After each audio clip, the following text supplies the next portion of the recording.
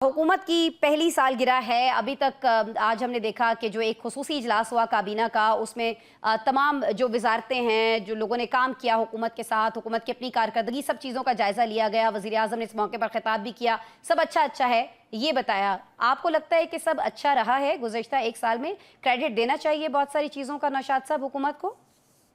बिस्मिल्लाहिर्रहमानिर्रहीम।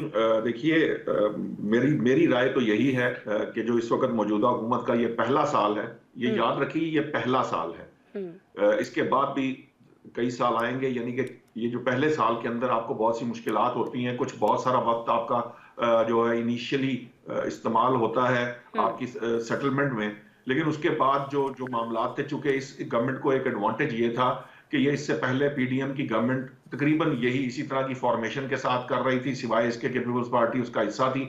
और फिर ये है कि इंटरम सेटअप ने भी उन पॉलिसीज को कंटिन्यू किया, जिन्हें आकर इस गवर्नमेंट ने, यानी शहबाज शरीफ साहब की क़यादत में, इसने दोबारा शुरू किया। अच्छा, ये मामला शुरू पाकिस्तान के डिफॉल्ट के लेवल तक चले जाने की वजह से हुआ था, जिसके बाद तहरीक-ए-एतमाद आई थी और उसके बाद इकोनॉमिक रिवाइवल की कोशिश की जा रही है। जी, जी। मैं ये नहीं कह सकता कि मईशत जो है वो उठकर दौड़ना शुरू हो गई है या वो बहुत अपने भाग रही है, लेकिन ये जरूर कह सकते हैं कि मईशत के जो तमाम इशारिये हैं, तमाम तकरीबन इशारिये मुस्बत हैं। शायद कोई एक आध ऐसा हो जिसके ऊपर आपको गौर व करना पड़े, लेकिन बाकी तमाम जो इशारिये हैं वो न ठीक हो सिर्फ गया। मुस्बत हैं, बल्कि वो अब इकोनॉमी जो है वो अब अपने पांव पर चलना शुरू हुई है।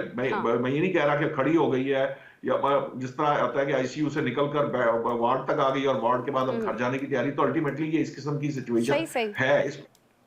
अब जो कारकर्दगी है, देखिए, इख्तलाफ किया जा सकता है। जैसे मैं फर्ज कीजिए मुझे ये पसंद नहीं है कि काबीना जो है उसमें इतनी बढ़ाई जाती, लेकिन मजबूरियां होती हैं गवर्नमेंट की, बहुत सारे मामलात होते हैं। इसी तरह से जिस तरह तनख्वाहें बढ़ाई गई हैं, अब आप देखिए कि जो टीचर्स हैं उनका जो रिबेट पिछले कई सालों से उन्हें मिल रहा है उसको खत्म किया जा रहा है। वो बेचारे कैंपस पुल, पंजाब यूनिवर्सिटी कैंपस पुल के अंदर टीचर्स जो पीएचडीज हैं, जो डीन्स हैं, जो बड़ी अच्छी पोजीशंस पर हैं, हेड ऑफ द डिपार्टमेंट्स हैं, वो बेचारे धूप में रोजे के साथ वहां पे एहतजाज कर रहे हैं कि जी उनके उनके अच्छी ठीक है, खासी बहुत सारी अमाउंट जगहों पर आप काटनी ये है समझते रमजान हैं में। कि कारकर्दगी लेकिन बेहतर आप हुई है, लेकिन नौशाद साहब अपनी आप ये तनख्वाहें फरमा रहे हैं बढ़ाएंगे, कि जी नौशाद साहब।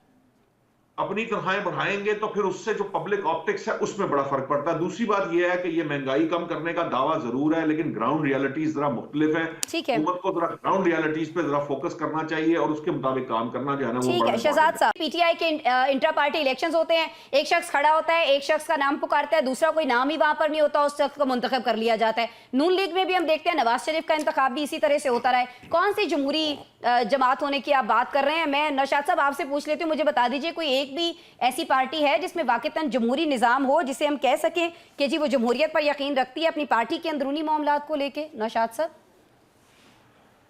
देखिए, ये बड़ी अच्छी बहस है इस लिहाज से कि ये जो हम बात करते हैं, हमारे यहाँ असल में ना, देखिए, जो पार्टियां हैं वो महवर और मरकज जो है ना उसका लीडर्स हैं, हाँ। और वो उनके गिर्द जो है वो बुनी जाती हैं और ठीक उनके है, गिर्द ही चलाई जाती हैं। ऐसा ही तो है। अब अगर ये इस तरह के, जब अब पार्टियों का वजूद इस तरह से तश्कील पाए कि वो शख्सियात के गिर्द घूम रही हों, तो फिर ये एक्सपेक्ट करना कि जी उसके अंदर कोई जमहूरियत होगी, जिस तरह की जमहूरियत हम आइडियलाइज करते हैं दुनिया भर के अंदर जो सिस्टम है वो पार्टियों का, और है ये हमारे यहाँ भी बहुत कोशिश की है बाज हलकों ने कि जी हमारे यहाँ भी पार्टियों में से लीडर गायब करके तो उनकी जगह दूसरे लोग लाए जाएं और पार्टियां जो है वो उसमें जमहूरियत पैदा की जाए, लेकिन ये मामला चल नहीं सका। हमारे यहाँ पार्टियां शख्सियात के गिर्द घूमती है। लेकिन इससे हटकर जो सबसे बड़ा मसला, ये जो अभी बहस हो रही थी, देखिए, अगर मैंने अपने आइन में लिखा है, पार्टी के आइन में लिखा है कि मैं यहां खड़ा हूंगा और 4 लोग मेरे सामने बैठे होंगे और मुझे